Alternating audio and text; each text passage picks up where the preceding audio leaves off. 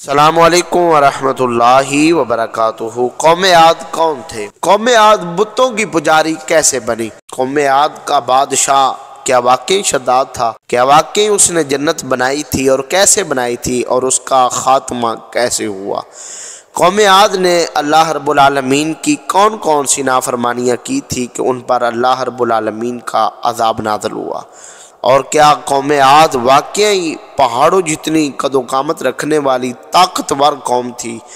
دنیا میں اس جیسی قوم اس سے پہلے اور بعد میں رب العالمین نے نہیں بنائی، اور اس قوم کا خاتمہ کیسے ہوا؟ کیا واقعی اس قوم کے افراد اس وقت بھی دنیا میں زندہ ہیں؟ اس کے متعلق ہم مکمل تحقیق کے ساتھ آج اس ویڈیو کے اندر گفتگو کریں گے، مگر ویڈیو میں آگے بڑھنے سے پہلے اگر ابھی تک آپ نے ہمارے چینل کو سبسکرائب نہیں فرمایا تو ابھی فرما دیں تاکہ ہر آنے والی اچھی ویڈیو آپ تک بر وقت پہنچتی رہے۔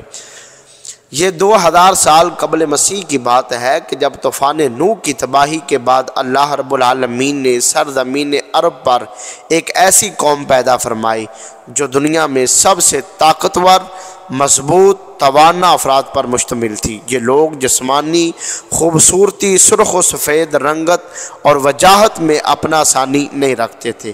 مال و دولت کی فراوانی، شاندار تہذیب و تمدن، شان و شوکت سمیت دنیا کی ہر نعمت و آسائش انہیں میسر تھی۔ قرآن کریم میں رب العالمین نے ارشاد فرمایا، ان جیسی کوئی اور قوم اور ملکوں میں پیدا نہیں کی گئی۔ ایک اور جگہ رب العالمین نے ارشاد فرمایا، اور یاد تو کرو جب اس نے تمہیں قوم نوح کے بعد سردار بنایا اور تمہیں سرزمین پر خوب پھیلایا۔ حضرت ابن عباس اور مقاتل سے منقول ہے کہ ان کے قد 6 گز یا 18 فٹ تھے۔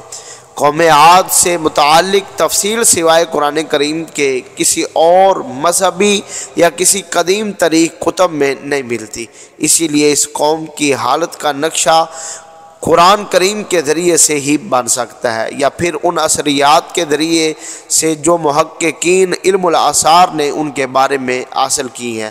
پہلا ذریعہ چونکہ قطعی اور یقینی ہے، اسی لیے اس کے بیان کردہ حقائق کو بھی بلا شبہ قطعیت حاصل ہے، جبکہ دوسرا ذریعہ تخمینی اور قیاسی ہے۔ قوم عاد کا ذکر رب العالمین نے قرآن کریم کی 9 صورتوں میں بیان فرمایا۔ مورخین لکھتے ہیں کہ عاد نام کا ایک شخص حضرت نوح علیہ السلام کی 4تھی نسل میں ان کے بیٹے سام کی اولاد میں سے تھا، چنانچہ اس شخص کی اولاد اور اس کی پوری قوم قوم عاد کے نام سے مشہور ہو گئی۔ بعض کتب میں اس شخص کا شجرہ نسب کچھ یوں بیان کیا گیا ہے: عاد بن اوس بن ارم بن سام بن نوح علیہ السلام۔ وہ عربی تھے جو بہت ہی لمبے اور مضبوط ستونوں پر قائم کردہ عالیشان محلات میں رہتے تھے۔ قرآن کریم نے انہیں ارم ذات العماد یعنی ستونوں والے کے نام سے یاد کیا ہے۔ ارم ان کا بہت خوبصورت شہر تھا جس کے آثار 1984 میں خلائی شٹر چیلنجر کی مدد سے دریافت کیے گئے ہیں۔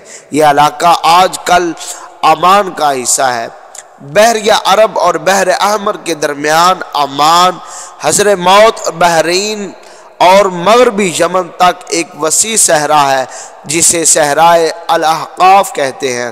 یہ دنیا کے عظیم صحراؤں میں سے ایک ہے جس کا رقبہ ایک محتاط اندازے کے مطابق 6,50,000 مربع میٹر ہے۔ اس صحرا میں سفید اور باریک ریت کے ہزاروں فٹ اونچے پہاڑ نما ٹیلے ہیں جہاں کوئی بھی چیز پھینکی جائے تو منٹوں میں غائب ہو جاتی ہے۔ کسی زمانے میں یہ دنیا کا سرسبز و شاداب علاقہ تھا اور وہاں یہ قوم عاد آباد تھی۔ آج یہ بھیانک صحرا اللہ تعالیٰ کی کھلی نشانیوں میں سے ایک اور اہل زمین کے لیے جائے عبرت ہے۔ قوم عاد اپنی تعمیرات میں ستونوں کو خصوصی اہمیت دیتی تھی اور دنیا میں ستونوں پر بڑی بڑی عمارتیں کھڑی کرنے کا طریقہ سب سے پہلے انہوں نے ہی شروع کیا تھا۔ حالیہ دور میں ایک شہر کے جو زیر زمین آثار دریافت ہوئے ہیں ان سے پتہ چلتا ہے کہ اس شہر کی فصیل پر 30 ستونوں پر مینار بنائے گئے تھے۔ کہا جاتا ہے کہ شہر شداد نے خصوصی اہتمام کے ساتھ بسایا تھا، جو اس قوم کا بہت بڑا بادشاہ تھا۔ قد و قامت اور جسمانی قوت کے لحاظ سے دنیا میں ان کا کوئی ثانی پیدا نہیں ہوا ہے۔ اس طرح اس قوم نے جس معیار اور جس انداز کی تعمیرات کی، ایسی تعمیرات اس سے پہلے دنیا میں کسی اور قوم نے نہیں کی تھی۔ بعض مفسرین کرام فرماتے ہیں کہ اس جنت کا نام جو عاد کے بیٹے شداد نے بنائی تھی، اس کی صفت ذات العماد ہے کہ وہ ایک عظیم و شان عمارت بہت ہی ستونوں پر قائم ہوئی۔ ایک روایت کے مطابق عاد کے بیٹے شداد نے جب جنت کا نام اور خصوصیات کے متعلق سنا تو اس نے زمین پر ایسی ہی جنت بنانے کا ارادہ کیا اور عدن کے کسی صحرا میں تعمیرات کا کام شروع کر دیا، اور یہ مسلسل کام 300 برس کی شب و روز محنت کے بعد دنیا میں ایک خوبصورت جنت بنا دی، جس میں شاندار محلات بھی تھے اور سونے چاندی اور جواہرات سے تعمیر کی گئی، تاکہ لوگ آخرت کی جنت کے بدلے اس نقد جنت کو اختیار کر لیں، اور نہریں آبشاری بھی تھی۔ شداد کی عمر 900 سال ہو چکی تھی۔ ایک دن اس نے قوم عاد کے لوگوں کو جنت کے دیدار کی دعوت دی، اور وقت مقررہ پر وہ عظیم جمع غفیر کے ساتھ اپنی جنت کی جانب روانہ ہوا۔ ابھی شہر ارم کے عالی شان دروازے کے قریب ہی پہنچا تھا کہ رب ذوالجلال کے عذاب نے آ گھیرا۔ یوں شداد اپنی جنت کے ساتھ زمین میں زندہ دفن ہو گیا۔ طوفان نوح کے بعد قوم عاد ہی وہ پہلی قوم تھی جو بتوں کی پجاری بنی۔ علامہ جلال الدین سیوطی علیہ رحمہ اپنی تفسیر در منصوب میں تحریر فرماتے ہیں کہ قوم عاد نہایت ہی زور آور اور بہادر قوم تھی۔ وہ سب بت پرست تھے۔ ان کے بتوں کے نام سمود اور رہب تھے۔ ابن کثیر میں تیسرا نام سمد بیان ہوا ہے۔ مختلف کتب میں ان کے بتوں کے نام مختلف بیان کیے گئے ہیں۔ کچھ نے بتوں کے نام صدا، سمود اور وہرا بتائے ہیں۔ مورخین کی رائے کے مطابق ان کے معبود بھی قوم نوح کی طرح پتھر کے 5 بت یعنی ود، سوا، یغوث، یعوق اور نصر ہی تھے۔ کفر و شرک کے سمندر میں غرق قوم عاد کی بدعمالیاں جب اپنی انتہا کو پہنچ گئی تو اللہ تعالیٰ نے انہی کی قوم میں سے ایک نیک اور صالح بندے کو ان پر پیغمبر بنا کر مبعوث فرمایا۔ یہ حضرت ہود علیہ السلام تھے، جن کا تعلق قوم عاد سے ہی تھا۔ قوم عاد عربی نسل تھے۔ صحیح ابن حبان میں ہے کہ حضرت ابو ذر نے حضور اکرم صلی اللہ علیہ وآلہ وسلم سے ایک طویل حدیث روایت فرمائی جس میں انبیاء اور رسولوں کا ذکر ہے۔ اس میں حضور اکرم صلی اللہ علیہ وآلہ وسلم نے ارشاد فرمایا کہ انبیاء میں سے 4 انبیاء ایسے ہیں جو عربی تھے، حضرت ہود علیہ السلام، حضرت صالح علیہ السلام، حضرت شعیب علیہ السلام، اور تمہارا نبی یعنی محمد صلی اللہ علیہ وآلہ وسلم۔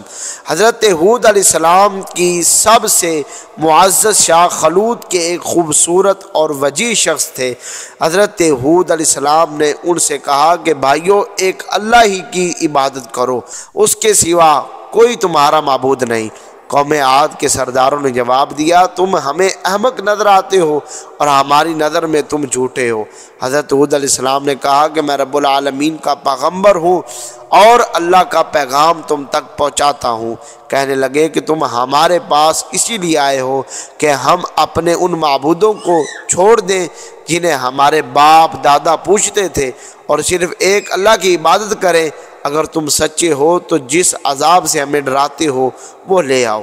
حضرت ہود علیہ السلام مسلسل 50 سال یا اس سے بھی زیادہ واعظ و نصیحت کرتے رہے۔ کبھی انہیں اللہ کی عطا کردہ نعمتیں یاد دلاتے تو کبھی عذاب الہی سے ڈراتے، کبھی طوفان نوح کی ہولناکیوں کا ذکر فرماتے، لیکن وہ غرور تکبر میں اندھے بہرے بنے بیٹھے تھے۔ انہیں اپنی طاقت پر بڑا گمانڈ تھا۔ ارشاد باری تعالیٰ ہے کہ قوم عاد ناحق ملک میں غرور کرنے لگے اور کہنے لگے کہ ہم سے بڑھ کر قوت میں کون ہے۔ قوم عاد کے 13 خاندان تھے۔ عمان سے لے کر یمن تک ایک طویل علاقے میں ان کی بستیاں تھیں۔ سرسبز و شاداب کھیت کھلیان، پھلوں پھولوں سے لدے باغات، میٹھے پانی کے بلب کھاتی نہریں، خوبصورت آبشاریں، تندرست توانا قوا مضبوط قد آور جسامتیں، انہی سب نعمتوں نے انہیں شدید گھمنڈ میں مبتلا کر رکھا تھا۔ حضرت ہود علیہ السلام نے اپنی قوم کو راہ راست پر لانے کے لیے بڑی جدوجہد کی، لیکن قوم عاد کے لوگ آپ کو جادوگر اور سحر زدہ شخص خیال کرتے رہتے تھے، جنہیں ان کے پتھر کے باطل خداؤں نے دیوانہ بنا رکھا تھا۔ بالآخر وہ لمحہ بھی آ گیا کہ حضرت ہود علیہ السلام نے اللہ رب العالمین کی بارگاہ میں دعا فرمائی، اے میرے پروردگار، انہوں نے مجھے جھوٹا کہا ہے، اب تو میری مدد فرما۔ اور فرمایا رب العالمین نے، اے میرے نبی، یہ تھوڑے ہی عرصے میں اپنے کیے پر پچھتانے لگیں گے۔ اللہ تعالیٰ نے اپنے نبی کی دعا کو قبول فرمایا اور قوم عاد پر عذاب کی ابتدا ہو گئی۔ بادلوں کے فرشتوں کو حکم ملا کہ اب بارش نہ برسائی جائے، چشموں کے فرشتوں کو حکم ملا کہ ان کے چشمے اور آبشاروں کو خشک کر دیا جائے۔ دیکھتے ہی دیکھتے شادابی ویرانی میں بدلنے لگی، مویشی مرنے لگے، پھل اناج ناپید ہو گیا۔ پوری قوم خشک سالی کا شکار ہو کر بدحال و پریشان ہو گئی۔ یہ سلسلہ مسلسل 3 سال تک چلتا رہا۔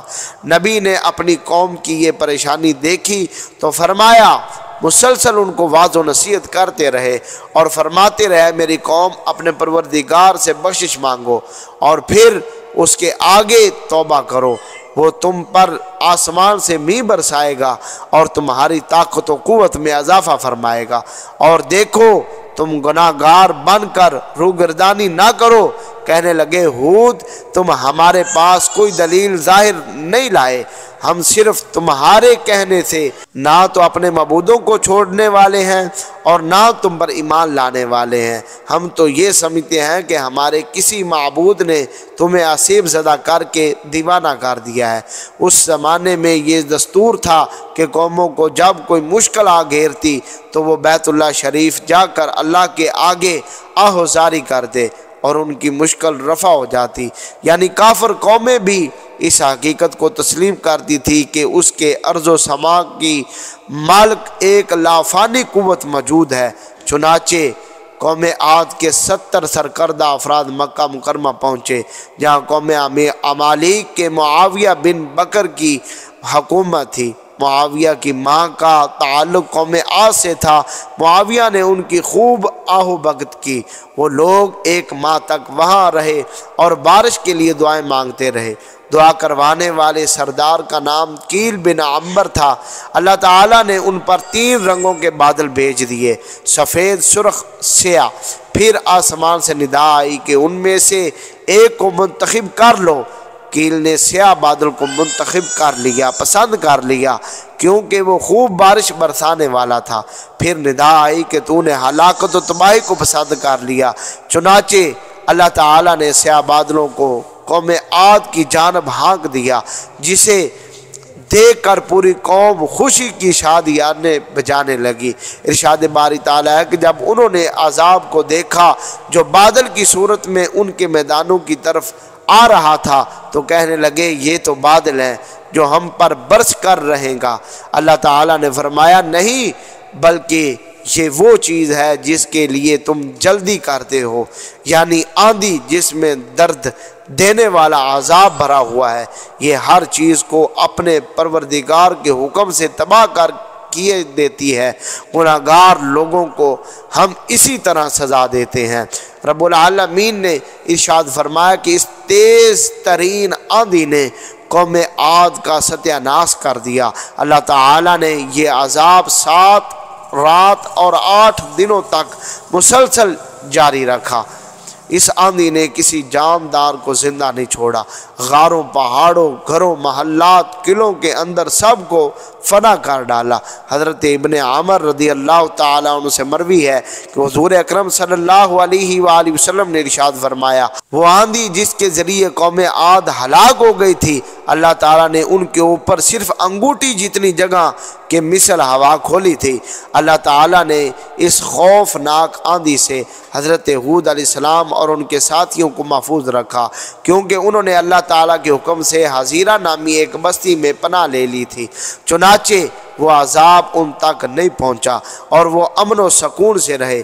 ایک مرتبہ حضرت عائشہ صدیقہ رضی اللہ تعالیٰ عنہا نے حضور اکرم صلی اللہ علیہ وآلہ وسلم سے دریافت کیا، یا رسول اللہ صلی اللہ علیہ وسلم، لوگ تو بادل دیکھ کر خوش ہوتے ہیں کہ اب بارش ہوگی، لیکن آپ صلی اللہ علیہ وآلہ وسلم کے چہرہ مبارک پر تشویش کے آثار نظر آتے ہیں۔ آپ نے ارشاد فرمایا، عائشہ، اس بات کی کیا ضمانت ہے کہ اس بادل میں عذاب نہیں ہوگا، جبکہ قوم عاد ہوا کے عذاب سے ہلاک کر دی گئی تھی۔ اس قوم نے بھی بادل دیکھ کر کہا تھا کہ یہ بادل ہے جو ہم پر بارش برسائے گا۔ پروردگار عالم نے قرآن کریم میں قوموں کی تباہی کے لیے جو واقعات بیان فرمائے ہیں، ان کا اصل مقصد ہی یہ ہے کہ بنی نوع انسان اور خاص طور پر امت مسلمہ ان سے سبق حاصل کرے۔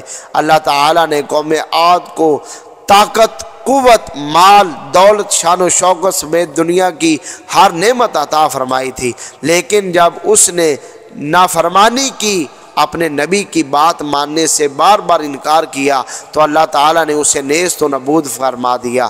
ہم سب کو بھی انفرادی و اجتماعی طور پر اپنے روزمرہ معاملات کا جائزہ لیتے رہنا چاہیے کہ کہیں ہم جان بوجھ کر یا انجانے میں اللہ اور اس کے نبی کی نافرمانی کے مرتکب تو نہیں ہو رہے۔ امید کرتے ہیں کہ آپ کو یہ ہماری ویڈیو اچھی لگی ہوگی۔ اپنے دوستوں کے ساتھ بھی شیئر کیجئے گا۔ والسلام۔